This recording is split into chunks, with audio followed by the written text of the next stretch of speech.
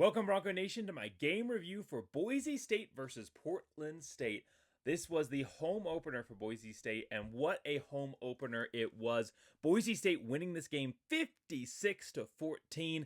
Now, I know there were a lot of predictions saying Boise State 70-3, and some really funny ones that were like 223-0, just joking around. But I mean, I think the fan base expected a huge win, and just because we didn't get up to those 70+ numbers, this should not be looked at as anything less than a huge win. This was a big win for Boise State. Obviously, it's a nobody opponent, but Boise State came in and they didn't do what a lot of teams have been doing this year and what Boise State teams have done in the past, maybe not the distant past, but definitely the recent past, which is come in and underperform against these lower level matchups. And Boise State did not do that. They stayed focused. They ran their full offense all the way throughout. Now, I'm not saying they ran their starters the whole time, but they didn't just put their backups in and then just go, one play offense where they just hand the ball off the entire time throughout the entire second half. Boise State let their second and third string players get familiar with the offense. They were still throwing the ball late in the fourth quarter with, a minute or something left in the game.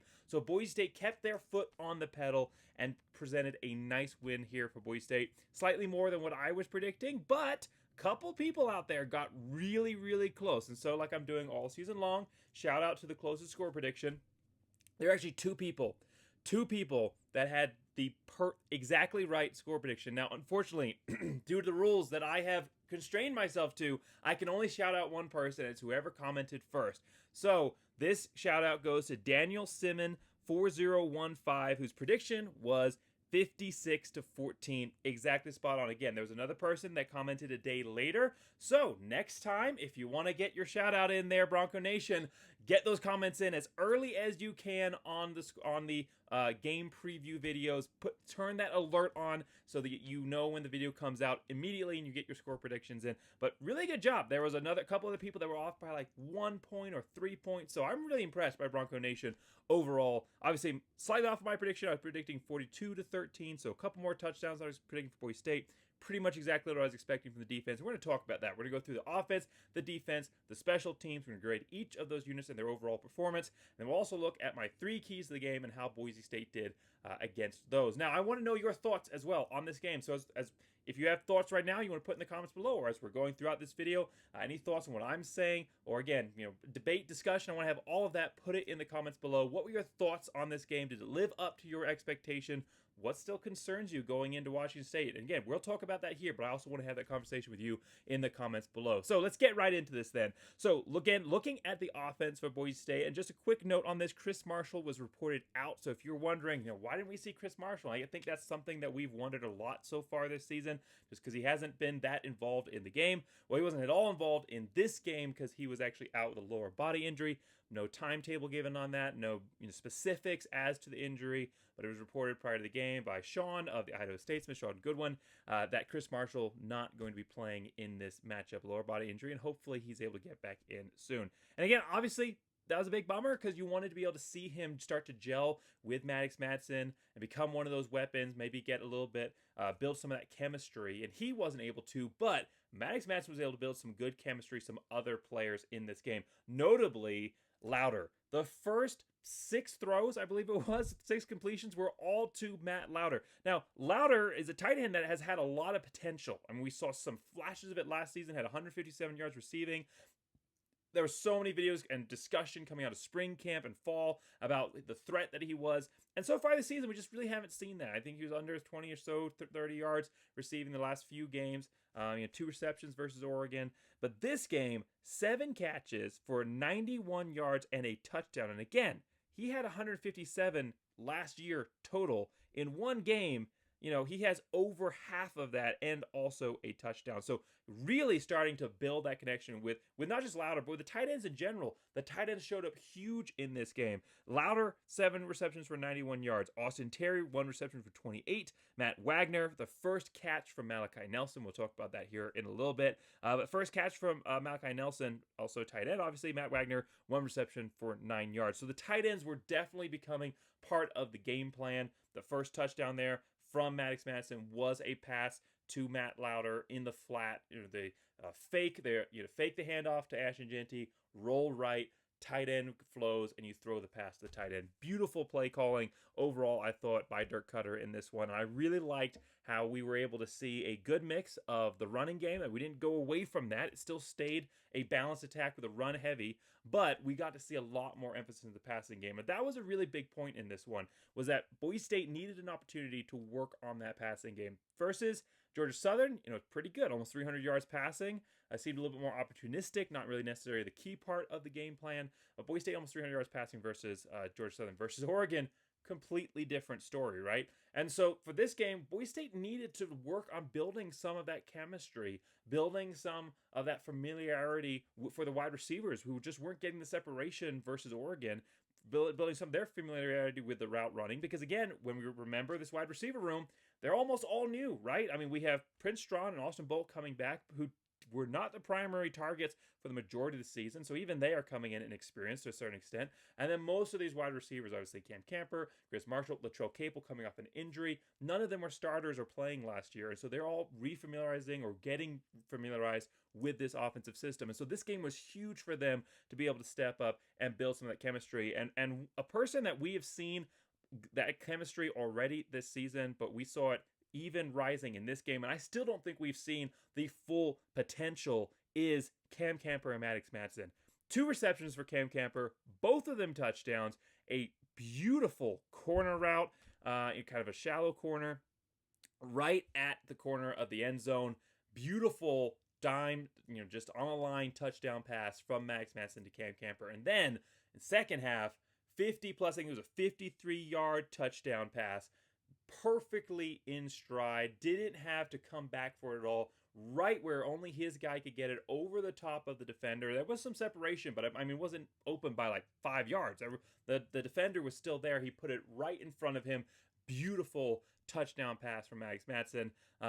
This is the kind of stuff, right, that we saw and we were hearing about coming out of spring, coming out of fall, and we just hadn't really seen that deep ball connection that much this season. But this game got to see that connection building between Cam Camper and Maddox Madsen. That is a very special connection. Those two players have a lot of chemistry right now. They are, at least in this game, and we saw glimpses of it versus Oregon as well. They always seem to be on the same page, and they definitely were in this matchup. And so what I saw out of the passing game, I really liked. Maddox Madsen, 13 of 18, 188 yards, 3 touchdowns passing. Also had 2 rushes for 12 yards and a rushing touchdown. So 4 touchdowns overall. And yet still, fan base disappointed in his performance. There's really nothing at this point that Maddox Madsen can do to calm the irrational hatred that there is in the fan base of him just because he happens to not be a 5-star quarterback from California. And I'm not saying he had a perfect game. He didn't. He almost threw an interception on a screen route where he looks right to fake the pass to Ashingenti and then looks left and threw. He did not look left, clear, and pass. He looked left, and as his head turns, he threw the pass, and assuming that it would be open, threw it right in the hands of, believe it was a linebacker there for Portland State who dropped the ball. But that would have been a pick 6 right there. So I'm not saying he had a perfect game, but aside from that, he had a really nice performance in this one. We started to see him developing that chemistry, again, with Matt Lauder, increasing that chemistry with Cam Camper. He also had some good passes to Caples. Penry, I think, got a pass from as well. Prince Strawn. He's starting to develop that passing rhythm, and he's not going to be the most exciting and electrifying quarterback or player on the team out there. He's just not going to, but he's going to make smart decisions. No sacks for him again. He's only been sacked 1 time this season. Yes, 1 near pick, but it wasn't an actual pick, so it doesn't go on the stat line. But yeah, I'm not saying he had a perfect game, but overall, a really nice, solid performance, and I think this will give him a nice base going up against Washington State. Now, before we start talking about some of these other guys who got involved in the passing game, let's talk about the running game here for Boise State real quick. Ashingenti, again, did what Ashingenti does. Now, I don't think he did what some people were predicting Ashingenti would do. And by people, I primarily mean fans. I know there were some members of the media. They're also saying some of the similar things.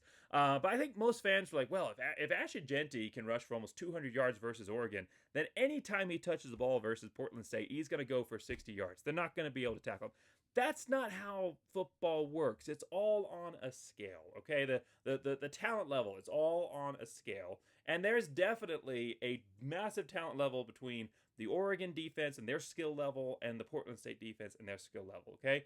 But at the end of the day, skill level, how good you are just as an athlete, is not the most important quality to being able to stop a running back or stop a running play, be able to make that tackle. A lot of that's just got to do with the scheme that you have running into it, which most teams run a pretty similar defensive schemes. Yeah, again, there's going to be a scale as well, but that difference is not as wide. So the play calling is going to be so much similar. And at the end of the day, it's just bodies out there. I mean, it's not like he's running through 6-year-olds out here. He's running through 20-year-old-ish players that are all playing at a collegiate level, even if it's FCS. And so the relative floor is low. It's not like he's playing, pickup against a bunch of high schoolers, a bunch of, me's out there who aren't collegiate athletes. He's not doing that. These are collegiate players. And so he had a really good game. Ashton Jeanty, 11 touches, 127 yards, 11.5 yard average, long of 68. But I heard fans that were going, he's going to average 20 yards a touch. He's going to be a 60-yard house call every single time. And, sometimes he went out there and it was only 8 yards. And that's not disappointing. That's what you expect,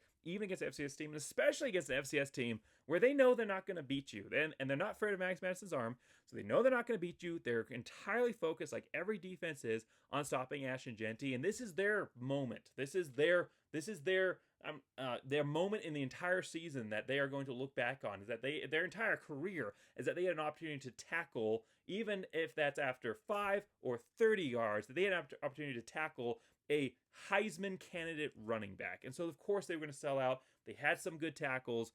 What I saw out of Ashton Jeanty, I thought was good. I think he got his 100-plus yards, didn't have a touchdown today, but nobody was going to care what kind of yards he put up versus this FCS school. They're not going to care. At the end of the day, yeah, it'll count his general statistics, but there'll be other games where he'll get more carries and more yards. In this one, he walked away from the game healthy. He walked away from the game with some, continuing build-up experience, some good highlight reel plays, got his 100-plus, which keeps him on track, for his 1,000. He had to get 130 yards per game to be able to get 2,000 on the season. And, he's going to have more games where he has more than that. He's already had some games that more than that this season, and he had 127. And so he's right on track to still make his 2,000-yard goal. Get him out of the game early. I loved what Boise State did with that. Get him out walking away healthy. Now, unfortunately, that was not the same case for Sire Gaines. Sire Gaines got taken down on what should be an illegal tackle. I was corrected. It is not an illegal tackle. In the NFL, that would have been a penalty. In college football, it's not. And it's on the hip drop tackle, which basically ends up taking the entire player's body weight plus your body weight and putting it all down onto the weak spot in the knee.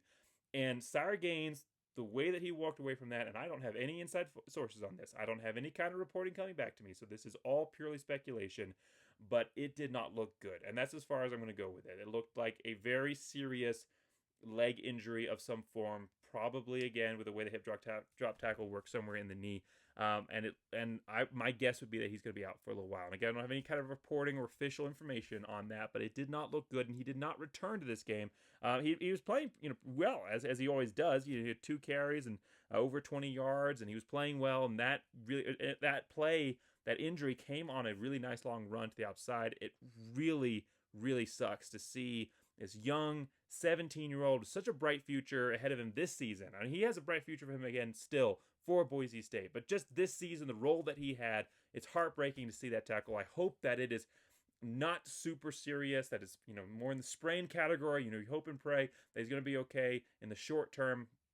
Long term, of course, he will, but short term, you hope and pray he's going to be able to get back into the game. And my thoughts and prayers are going to him and to his teammates and his family in this time.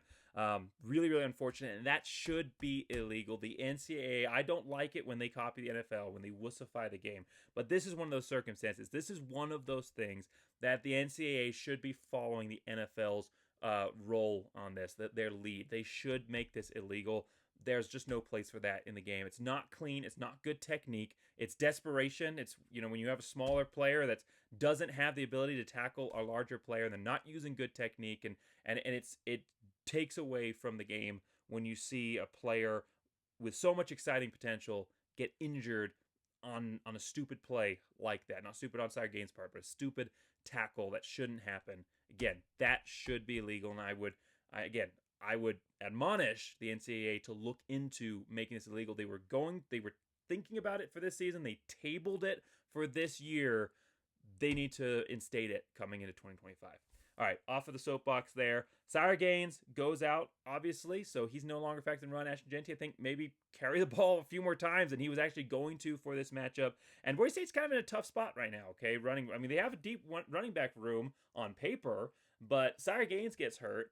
Dubar is not back in the game yet. The coaches keep saying he's close, but they and the players, I mean, I know Gaines was saying this as well a few weeks ago. They've been saying he's been close to coming back for about 3 weeks. They didn't report him as injured on the first injury report for Boise State. He was listed on the depth chart, just didn't play, and then it came out afterwards that he was injured. So basically, he's been close to playing since the beginning of the season, so much so that Boise State didn't think they needed to report that he was actually injured.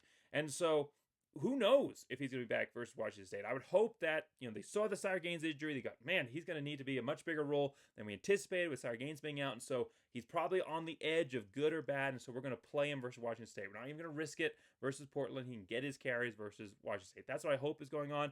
But if he's not, if he's out versus Washington State, and if what looks like Sire Gaines is probably just as a fan viewing that hit, probably going to be out versus Washington State, you're in a tough spot. Because obviously Ashton Jeanty is your number one. That's never a question. But Boise State's always been a 2-back system, 2 or 3-back system. And that does not change with Ashton Jeanty out there, especially with the number of carries he's getting. Someone has to spell him. Well, that is falling to either Tyler Crow, who often is actually out there because he's listed as the 4th running back on the depth chart, but he's also starting fullback. So a lot of times Tyler Crow is actually out on the field already. And so who's coming in to spell in that case? Well, now it falls down to Dylan Riley. And now good news for Boise State fans, Dylan Riley is an absolute beast. If anybody watched my signing class review video from this last season, because Dylan Riley is a true freshman, just like Sire Gaines. If anybody watched my signing class review video, you know that I was super pumped about Dylan Riley. Sire Gaines, I saw some exciting potential, but I thought Dylan Riley, as far as just pure running back talent, I thought that he had a higher ceiling. And I think I was wrong on that. I think Sire Gaines, not that they're eclipsing each other per se, but Sire Gaines is incredible, as we've seen. So I was definitely wrong in my initial assessment of Sire Gaines. I said he had a potential to play, but Dylan Riley was who I was primarily focused on, and I was definitely right on Dylan Riley. Dylan Riley, a.k.a. the Jet, incredible player, and we saw that on the field for Boise State. Dylan Riley had 9 carries for 96 yards. Again, first time ever touching the ball. He hasn't played so far this season, unless he's had a role in special teams that we didn't know about. But, like a tackling or something, coverage. But as far as running the ball, first ever reps as a collegiate player, 9 carries, 96 yards, 2 touchdowns, 16-yard average, and a long 64. Now, yeah, obviously, I know that it's against Portland State. I know that maybe late in the game, there were some of their backups in. I don't know Portland State's roster well enough to be able to tell you, oh, yeah, that's their second string. I don't know. So, whether it's their first or not, it's still a bad FCS team.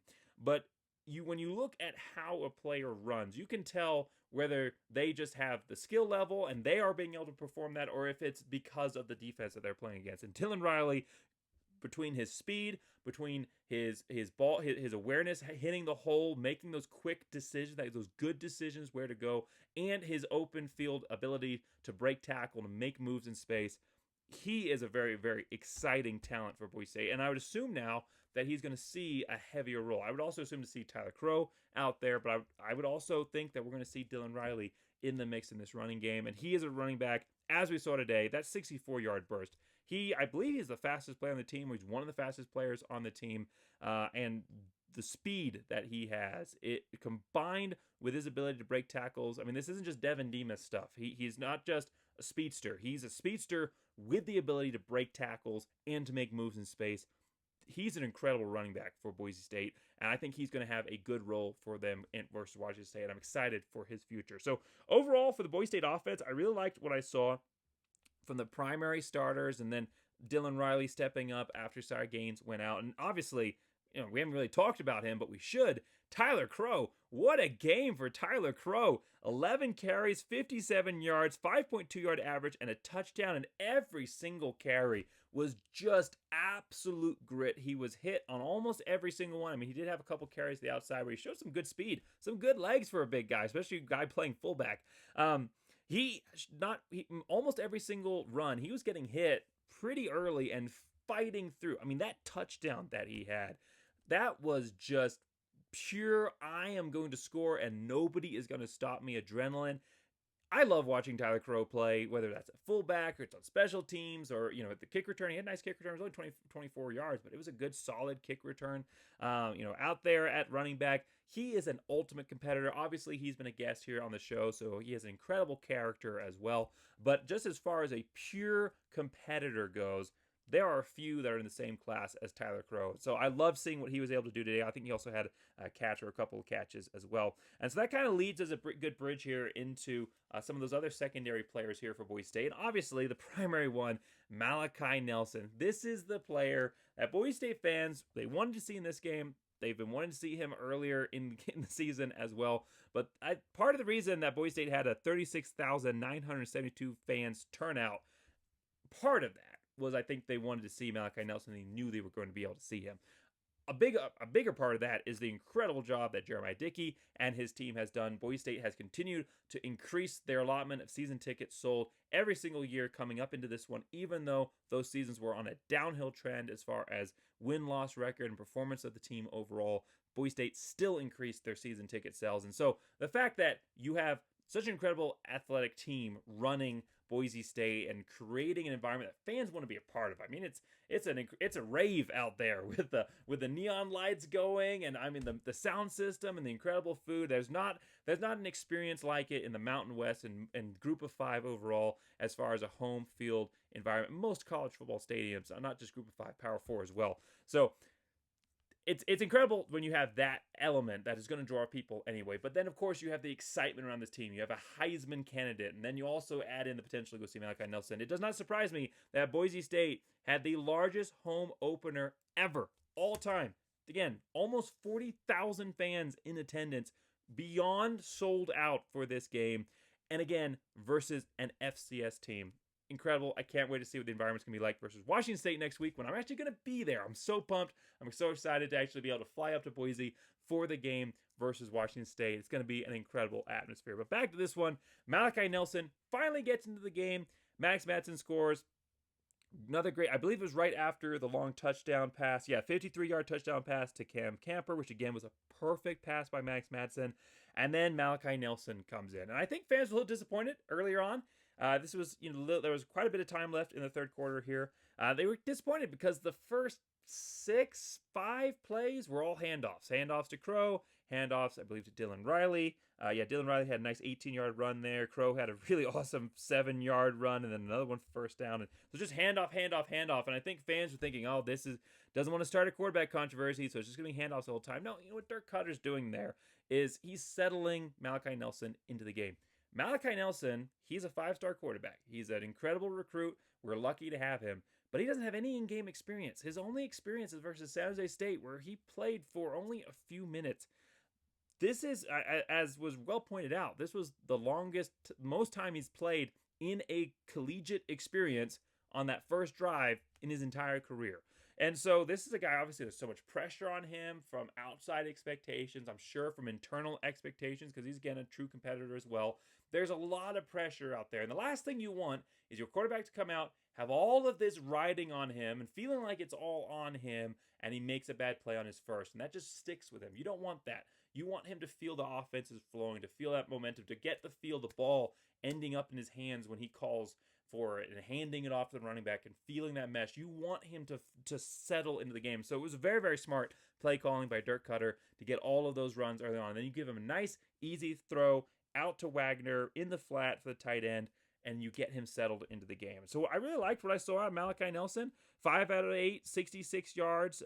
He did have a sack. He did have 2 timeouts that he had to call. He had to call a timeout on the second play, I believe it was, of his first drive, and then coming out of the getting the ball off of the kick return, had to call a timeout before he even stepped onto the field. And so obviously you can see some of those awareness pieces, which was the drawback to his game that we knew coming out of fall camp, why he didn't get the start for Boise State, was just not having the full grasp, which again is what you expect from a player that has no experience in the college football game, no matter how talented he is at a raw level. And so there were, had to call a couple of timeouts, had a sack, blitz, blindside blitz, wasn't able to throw the ball away, took the sack about 6 yards, or actually it was a lot more than that. Took the sack and had those 2 timeouts he had to call early on. But overall, he has really nice, we knew that the arm talent was there for Malachi Nelson. He has really nice touch on the ball. The ball comes out quick. I was really impressed by his throw to Austin Terry, which was that 28-yard reception that Terry had. 3rd and 25, seam route with the tight end. Malachi Nelson identifies it right away. It wasn't just, designed one play route. There were a lot of guys he could have gone to. He identifies it right away. Beautiful pass. I mean, it was straight. It was true. It was dropped right into where it needed to. Tight end didn't have to come back for it at all. Just slow his momentum. Perfect pass. Broke the zone coverage and allowed Terry to run down and get that first down. That shows you what Malachi Nelson is capable of. I was disappointed that he only got 2 drives. That was an interesting call to me, and I think a questionable call by Dirk Cutter in this one. Malachi Nelson only got 2 drives, and then fourth quarter rolls around, and he threw Max Cutforth in, and, he played well as well. He had a couple of nice handoffs to get Dylan Riley that 64-yard touchdown run. They allowed him to throw the ball as well, which I loved. I loved no matter who was in the game, they were still running their full offense. He had 2 completions for 13 yards. I believe it was, 2 completions, 2 out of 2 for 13 yards. Really nice game. But what I think would have been smarter, what confused me, is Malachi Nelson, he is the future of your program, right? I mean, that's what a lot of people say. That's what the assumption is. I'm not saying he's the future this season, but he's the future eventually. You're building to something. And whether you are or you're not, he's the second string behind Max Matson with 0 experience. 0 experience. And obviously, he's having some issues early on in his first game at Boise State and his first extended collegiate experience. He is just starting to settle into a rhythm. And what you want is when Max Matson, goes down because of an injury or something like that, if that happens, you want Malachi Nelson to be able to step off the bench and to have that confidence. And he was just starting to develop that. He had a really nice run on a roll to the left that was just maybe slightly underthrown, but I thought it was a pretty good ball overall to Austin Bolt that just wasn't caught. But he's starting to develop a little bit of chemistry. He's starting to develop a little bit of that confidence. And just as he's starting to maybe be able to kick something off here, you pull him off the field. Max is not going to be your starter at any point. I mean, unless you have 2 catastrophic injuries, Max isn't coming into the game for Boise State. He's just not. It's Max Matson or it's Malachi Nelson. And you know what Max Matson can give you, and you gave him a really good opportunity to develop that chemistry. I love that, halftime rolled around, they didn't just throw Malachi Nelson out there. They allowed Max Matson another 2 drives. I would have thought that maybe one more drive, he threw that nice 53-yard touchdown to Camper. Maybe one more drive would have been beneficial. But hey, you throw Malachi Nelson out there, I'm not opposed to that. I wanted to see what he could do. Give him the rest of the half. Give him the rest of the game until maybe like the last 5 minutes, and then Max can come in for his playing time as well, because you want everybody to be able to get playing time. But this didn't make sense to me, where you only give him 2 drives, which gives him a little bit of tape, very, very limited tape, gives him a little bit of experience, but pulls him before he can actually get comfortable.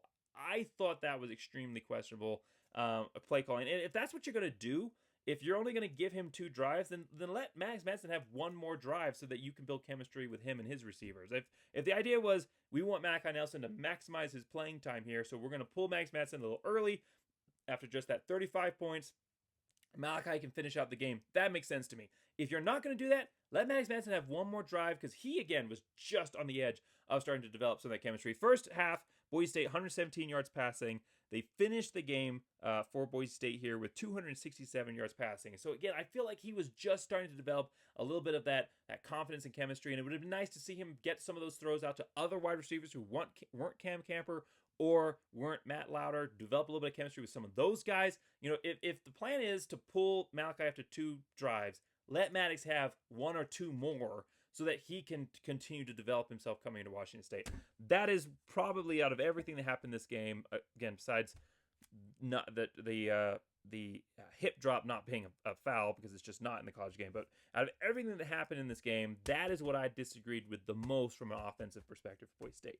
However, again, overall, really, really strong offensive performance for Boise State. 609 yards, 267 yards passing, 342 yards rushing, almost 2 rushers with over 100 yards.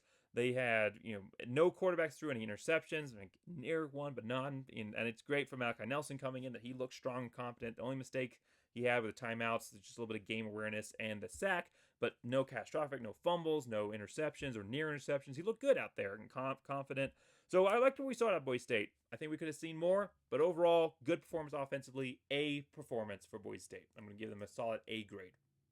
All right, moving over to the defense here for Boise State, and there's a little bit less to learn on the defensive side. Offense, there's a lot to see in this game, and I think the most beneficial part of playing this game, one that Boise State had to take a little bit of a risk, right? Playing a team that's coming just off of whooping cough. So, potential contagion factors. So there's a little bit of risk playing against this team, but it was necessary. It was important that they do so that they could work out these kinks offensively primarily. There are some things they needed to work out defensively. They needed to continue to work in the secondary. They needed to work against a running quarterback and see if they could stop him. They needed to work on this defensive line that had issues stopping Oregon's run game. There were some things they needed to work out defensively, but not necessarily to the same scale as offense. When I saw the defense, besides like 2 drives, I was very impressed by this defensive performance. Early on, Boise State, and we've seen it really, we saw it versus Oregon. I thought we saw it a little. Georgia Southern kind of came on late, but there's points in the game where Boise State just lets the defensive element slip away from them, whether that's at the beginning or the mid-level. Mid-level was Georgia Southern, and beginning was, or first half-ish was Oregon, and then this game was first part of the first half so Boise State kind of has moments where they let the game slip away from them. Obviously, drive number 2 here for Portland State. They allowed a lot of bad things to happen. Broken tackles, running back breaks away 15-plus yard run, and then the dump off pass, did that twice to the running back. He's all the way down to the goal line, and the quarterback runs it in for a touchdown. It fumbles, but Portland State recovers, and so they're then the second drive as well. They can't really stop the running back. Again, can't stop the quarterback run, but they end up being able to force a field goal, which ends up being blocked. And from that point, the defense shifted, and I thought they played much better the rest of the half. And so what I've been most impressed by for this Boise State defense versus Oregon and in this game is their ability to make adjustments. You're not going to be able to play a perfect defense every single drive. And a lot of times at the beginning of the game, you're not going to be able to come out and be dominant right off the bat every time either. But if you can see what the other team is doing and make the right adjustments, that's what makes you a strong and dominant defense. Not being able to dominate the entire game, but being able to correct mistakes, not let them get away from you, not let them snowball, and then make the right adjustments. And Boise State really did that overall in this game. After that third drive, the Boise State really kind of woke up. They made the right adjustments. Max Siege has a sack. It's great to see Max Siege out there having that sack. Player from Germany, player I was really excited about in my signing class review from 2 years ago. So a lot of raw potential. I knew he was going to have to be developed, but I think he's starting to kind of step up into his role, and it's great to see him have that. And then Simpson had a really nice open field tackle, and then Simpson had another great tackle on the running back for -3-yard loss on drive number 6, and then Newton had a great 6-yard sack. And so Boise State's defense made those adjustments and really stood up. And coming into the second half, they allowed them to get down on that QB run, get down in field goal range. But then again, they made the adjustments. They stepped up. They stopped the quarterback run again on a 3rd and long. Same play that had busted them before. They made the right adjustments. They forced a field goal, which they also blocked. And we'll talk about that when we get to the special teams. But they made those right adjustments moving on. They weren't fooled by the double pass. There was a lot of time there, and there was nobody open. Hasseltine came around and got the tackle. They had a really good job stopping the Tyler Regis coming in there and drive number 5, getting a huge sack on the option play, an option play that had hurt them before. Obviously, drive number 3 there, drive number 3 of the second half. They score kind of in garbage time a little bit, but they score off an option play. But then next drive or 2 drives later, same option play, Tyler Regis comes up with a huge sack, and Martineau came up for a sack. And so it was the right adjustments being made, and it wasn't always your starters that were out there, especially those names I was calling at the second part of it. Your second and third string guys were being able to come in, get themselves adjusted, get themselves into the flow of the game, make a few mistakes, but then make the right adjustments to correct those. And you didn't see a ton of scoring in garbage time here for Portland State on the back end. Just the 1 or 2 touchdowns there. 1 touchdown in the first half and 2nd touchdown there in the second half. And so for Boise State, I was very impressed overall. I love seeing guys that we haven't seen that much step up. Siege in the first half, and Weegis and Martineau. Those guys are going to have a huge career, especially Martineau. I mean, he is a guy that I think I might be mispronouncing his name, so I think it's Martineau. But anyhow, linebacker for Boise State, freshman, part of this last signing class. Another player I was really excited about. He's going to have an electric future here for Boise State. I think he's going to be that next line that steps up in the linebacker core. Once Simpson's gone and Notarani, he's going to step up as that next level for Boise State. So really, really excited about his potential, and we saw that in this game. So for Boise State overall defensively, yeah, I know they gave up some plays, and I know that you're looking at this FCS team and you're thinking like we shouldn't let them score a single point, and they should have negative yardage in both passing and rushing. But again, that's not going to happen. And they're going to have a drive. They're going to have a breakout play, but overall, you limit the damage, and we did dominate defensively almost throughout this entire game for Boise State. And so, offensive yardage overall, 277 yards total, 130 yards passing, 147 yards rushing. But again, a lot of that was in garbage time. They also got 29 yards off of a QB rush on drive number 7, the final drive of the first half, where we were in a prevent D. And so you take away 30 yards from that because that was just allowed because it wasn't going to go anywhere. So you stop the quarterback well short of the end zone as time expires. So for Boise State defensively, I really liked what I saw out of them. We saw a solid A performance defensively for Boise State. They made great adjustments. They had 4 sacks, 8 tackles for loss. They weren't burned, that much in the secondary. 1 or 2 long passes allowed, but overall, really, really solid performance for Boise State defense. And who knows how much you're going to learn from playing a team like Portland State. What I think we did learn is we've seen a trend continue, is that when things start to get out of hand or there's mistakes made, Boise State makes the correct adjustments, and we saw that in this game, and I'm really excited about where our defense can continue to improve and mold, and especially get some of these newer guys into the rotation moving up against Washington State and the rest of these teams. All right, so special teams, and then keys to the game, and then we're done on this. This is already getting close to 1 a.m. for me, my time. The game ends really late, and then I had to get my notes together. And so, yeah, I want to get through this as quickly as I can, but definitely want to hit on the positives and also the learning points here for Boise State. So special teams, this is going to be one of those positives, but also learning points areas, because special teams has been an issue this season. To state it mildly, lost the Oregon game because of special teams, primarily because of special teams. And we didn't lose this game, obviously. But you play a team that's a lot better than this. What Boise State did on special teams, potentially, theoretically, could lose them a game here. We were supposed to see massive improvements, right? That was our learning point. We're going to buckle down. We're going to make those improvements, and we didn't really see them. There were miscues throughout in this entire special teams performance for Boise State. Jonah Dalmez, no field goals made, so only extra points, so really nothing to grade there. I'll get to James Ferguson Reynolds here at the end.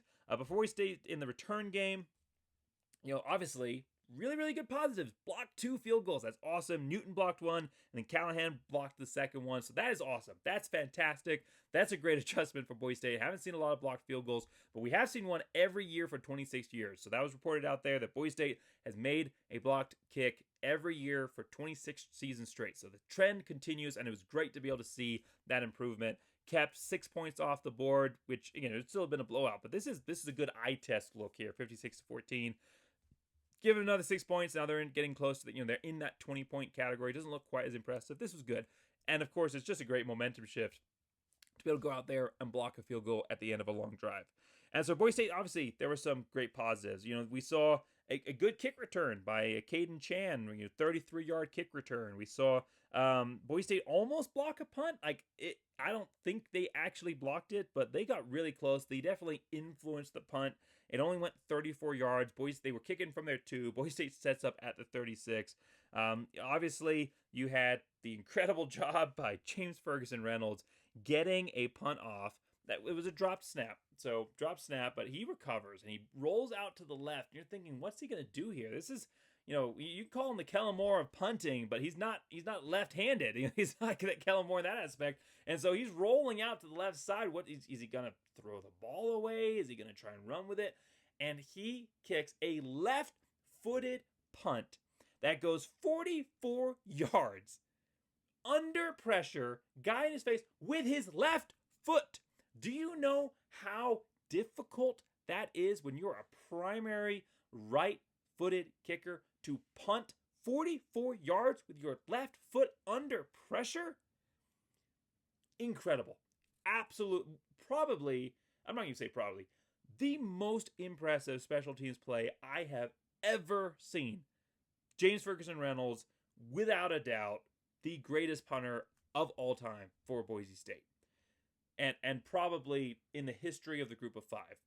What he did in this game, that punt, absolutely incredible. Yes, when we're looking at negatives, he also had a really bad punt. Went out of bounds short, just didn't get the right kick on it. Only went 13 yards. So his punt average overall, only 34.7. But when I'm looking at the negatives and the miscues and the special teams, I'm not emphasizing or looking at that. You're not going to have a perfect game. You're going to have a bad punt once in a while. This was an uncharacteristic mistake, not any part of any kind of trend factor or anything like that. Even Kellen Moore threw picks. Even Ashton Jeanty has fumbled.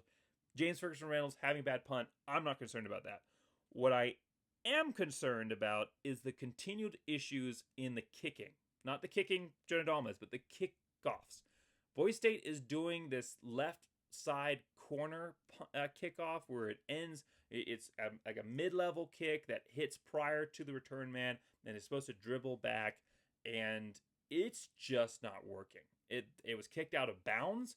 The return man was still getting upfield most of the time. The left side, right side, kick in the right side. Boise State had a really good, nice tackle on the kick return there. Good swarm, got him at like the 15. Left side, completely ineffective. We saw that versus Oregon. The 100-yard kick return was to the left side, broke it, came up, broke outside, and went. Now, that didn't happen in this game, but they still had some pretty nice kick returns overall. I still have major concerns about this kick return coverage for Boise State, about the punt return game. Boise State had a punt return that was fumbled out of bounds by Caples.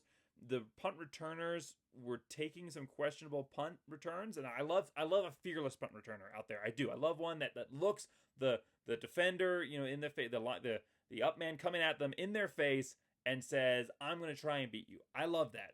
But there's a couple of times that you should just fair catch that because they hit you the right way. That's fumbling out, especially when you are catching it and immediately getting smacked for a loss or smacked down right after catching it.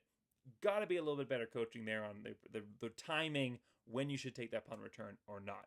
And so Boise State, wasn't the catastrophic issues that we saw last week? No. But are we still seeing continued issues overall in this special teams unit? And I'm not talking about the 13-yard punt by James Ferguson Reynolds. Just that's a discount. That's a uncharacteristic mistake.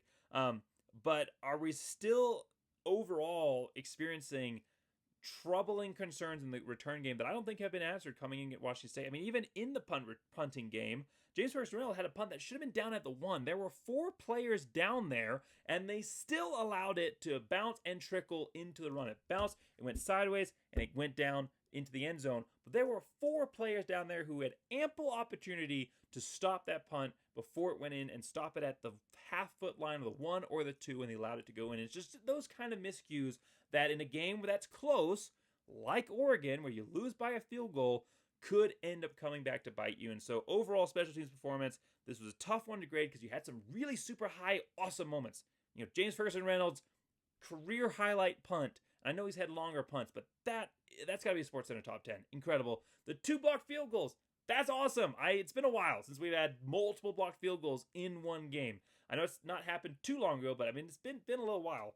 But then you also just have so many uncharacteristic mistakes overall. No super exciting returns. Boise State special teams is still struggling to find its feet. And you would have thought that versus an FCS opponent, again, just like offensively and defensively, you expect to see certain things. In special teams, you also expect to see those things, and we didn't. And so still some troubling concerns here for the special teams moving forward. So C+ grade overall. So A for the offense, A for the defense, C+ for the special teams. Still some things that need to be sorted out. All right, so just grading here real quick. My keys to the game for Boise State. Key number 1, tune up the passing game. Give it A-. I thought it was good overall. I thought there were some questionable decisions on when to play certain players and how long you let them play. And again, we didn't see a lot of players pop. Prince Strawn, only the 2 receptions for 12 yards. And then you have Chase Penry, only 2 receptions for 16 yards. Cameron Bates, who I didn't actually mention. I'm glad I came back to this. 1 reception for 5 yards, but wow, what a touchdown run. I think it's the first touchdown of the game. That was the Titus Young maneuver. Give it to the wide receiver on the end around in the backfield, and Cam Bates has some exciting potential. And I saw that again in my in my review of the signing class. I said, this is a guy that is shifty, and you need to get him the ball however you can, because he also played quarterback. But however you can, you got to give him an opportunity to get out there and be a part of this offense. And so I love Boise State being creative, getting him involved in the passing game, the running game. That 20-yard touchdown run was very impressive. So, obviously Boise State started to kind of find some gel. I'm going to give it A- because I don't think it was perfect. I think there's some opportunities that were missed. But overall, definitely an intentional effort to tune up this passing game and give the quarterbacks, all three quarterbacks, opportunities to get themselves into rhythm passing. Chance to complete the structure, talking about adding to those star players for Boise State. I think I'm going to give this a B, because I think we definitely found that Matt Lauder, he's finally reaching up and meeting that potential, and I hope that this is signs of trends to continue, and then also Cam Camper. But aside from that, we still are looking for additional weapons in the receiving game. Obviously, Latrell Caples has had a role this season, and he's been a solid player for Boise State, but we're still looking for some other players on the infrastructure to step up, offensively and defensively. So, again, some young faces stepping up late in the game. That's awesome to see, but overall, we're still looking to show that this team is more than just Ashton Genty. And I think that is true, but we're still looking for some players that if he is shut down, you can go to them, and 9 times out of 10, it's going to be a play that gets you the first down or the touchdown, that the defense has to incorporate into their game planning. I don't think we've gotten there yet. So still some building to get to, but chance to complete the structure and give that a B. And then pass the eye test, Boise State, definitely A. I'm not going to give it an A+, because there were some miscues here and there, but overall, pass the eye test, you score 56 points against anybody, and then you hold them to 2 touchdowns. That is going to be, when they're going back and look through the scoreboard, there's not going to be any concerns. There's not going to be, oh, really, that was closer than it should have been. None of those questions at all for this Boise State team. So for this Boise State team, they come into week 5, because they had a bye week there. So their 4th game of the season, but week 5. They come into week 5 in a really, really good place. They're now 2-1, so they have a winning record, which will show it better for the AP voters. Ashton Genty, still 100-plus yards. He scored over 50 points. They look good on their performance. And a lot of stuff happened outside of the Boise State walls this weekend that are really going to help Boise State. For anybody that didn't know, Memphis lost to Navy. Northern Illinois lost to Buffalo. Toledo, who was a potential challenger in the MAC, who had beaten Mississippi State by a lot, they ended up losing to Western Kentucky. Coastal Carolina lost to UVA. Again, undefeated team. One of those threats neutralized. And then as far as teams ahead of Boise State, because obviously Memphis and Northern Illinois were ahead of Boise State in the rankings or receiving more votes. Syracuse, they lost. They were ahead of Boise State as well. And Nebraska also lost. Total fraud, as is Illinois. Neither of them should have been ranked, but one of them had to lose, and it was Nebraska, so they're out. So there's opportunity for Boise State to move up. I know some other teams had good performances. JMU had a really good game versus North Carolina. BYU beat Kansas State. Yeah, Kansas State. And so there were some good performances overall for some other teams. So there'll be some challenge, some competition for Boise State moving up the top 25. But they're in a really good spot. I think they will make the top 25. I think they deserve to. They were sitting at 28th. Teams lost in front of them. Assuming they don't massively elevate JMU over Boise State. And that was a bad North Carolina team that JMU beat. JMU struggled against Gardner-Webb earlier this season, only beat them by a touchdown. And so I think, again, that win versus North Carolina says a lot more about North Carolina than it does about JMU. So unless JMU jumps Boise State, I think they will get in the top 25. But regardless, Boise State has come out of this weekend in a really, really good spot. Basically controlling their destiny to the CFP. There are still 2 teams that could challenge the MAC, who I was worried about, no longer a factor, no longer a contender. MAC has taken itself out of the running. Every one of their teams has a loss, and again, their 2 top teams losing in conference. MAC is no longer a threat. American Athletic Conference has basically taken itself out of the ranking race, unless Army and Navy, because again, those teams have to play each other. So unless one of those teams ends up going through the season undefeated, which would be just shocking, I would just be astounded if that happened. I don't think it's going to happen. American Athletic Conference, no longer a factor, assuming Boise State wins out. Your only 2 contenders right now, your only 2 challengers are JMU and Liberty. JMU still got to get through the Sun Belt, which is not going to be easy, and they have to play Georgia Southern. Georgia Southern didn't look great versus Ole Miss, but Georgia Southern could beat them, and that could help Boise State. So JMU, they still got to get through a lot of teams. If they go undefeated, yeah, they could take the spot, but I don't think it's going to happen. And other team that's a factor, potentially Liberty. I don't think they're a threat. I've watched every Liberty game this season, as everybody should know. I'm also a Liberty fan. I've watched every Liberty game this season, and they have looked terrible. They have almost lost every single matchup, which included a matchup versus winless UTEP and Campbell, the FCS team, not a good FCS team, and then versus East Carolina, who's okay. They were down 17-0 and won by the skin of their teeth, being able to pull off that upset on the back end. This is not a good Liberty team. Even if they're undefeated, with their strength of schedule, they should not be a contender to Boise State. I am not concerned about them as a contender at all for the CFP, assuming Boise State goes undefeated. So whether Boise State gets in the top 25 or not, they're going to have opportunity to get into that next week versus Washington State. And Boise State ends this week with a really solid performance that allowed them to get some cohesion in a lot of very, very key areas, build some confidence for some important players on this team, and ride into Washington State on a high off of a good win, off of an invigorating win in front of a massive sold-out home crowd, controlling their own destiny to the CFP, or being as close to it as you can get in this crazy CFP age. So, Boise State fans, make sure you look forward to my preview of Washington State, which will be coming out here in a couple of days. I want to hear your comments on this game. Sorry for running a little bit long. I know 50 minutes is a lot of time to talk about a win versus an FCS team, but there was a lot, I think, to discuss and break down from this matchup. Because while you could say this was a pointless win, it's not a pointless win because Boise State learned a lot about themselves and about players on this team that are going to play big dividends going up against Washington State next week. So again, let me know your thoughts in the comments below. Let me know if you have disagreements or your own perspective, and I want to be able to have that conversation with each and every one of you. I try to get to every comment if I can. So thanks so much for watching. Make sure to like, subscribe, and as always on this channel, go Big Blue!